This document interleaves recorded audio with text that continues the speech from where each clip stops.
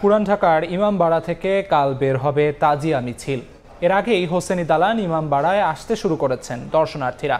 চলছে তাজিয়া মিছিলের শেষ মুহূর্তের প্রস্তুতিও। এই মুহূর্তে সেখানে আছেন রিপোর্টার সানবীর রুপল। সরাসরি যাচ্ছি তার কাছে।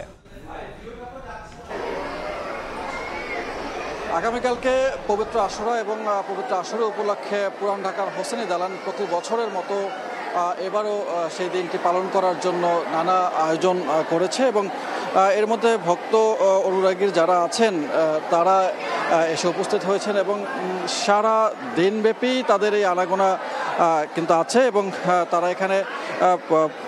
এসেছেন তাদের চাওয়া পাওয়া স্রষ্টার কাছে চাইতে এবং সাথে সাথে এই পবিত্র মহরম মাসের 10 তারিখে যে আশুরা পালন করার জন্য সেই প্রস্তুতিও এর মধ্যে সম্পন্ন হয়েছে এবং আজকে বাদ মাগরিব সন্ধ্যা নাগাদ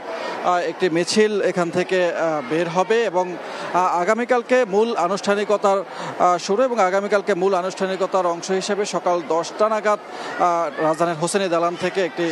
মিছিল তাজিয়া মিছিল সেটা বের হবে এবং এর মধ্যে আইন শৃঙ্খলা বাহিনীর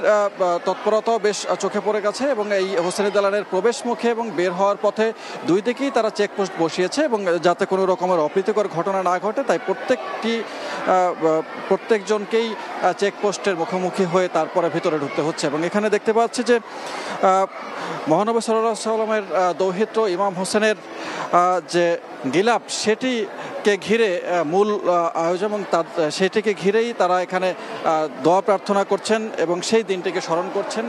কারবালার সেই প্রান্তরে যে ইয়াজিদের মুখোমুখি হয়ে যে যুদ্ধে পরাজিত হয়ে তাকে শাহাদাত বরণ করতে হয়েছিল সেই দিনটিকে স্মরণ করার জন্য এখানে সবাই এসেছেন এবং কেউ কেউ রোজা পালন করছেন এবং এখানে তারা দোয়া মোনাজাত করছেন। তো এখন পর্যন্ত এই ছিল পুরান ঢাকার ইমামবাড়া থেকে সবশেষ তথ্য। পুরান ঢাকা থেকে তাজিয়া মিছিলের প্রস্তুতির সবশেষ তথ্য জানাচ্ছিলেন সহকর্মী সানবীর রুপল।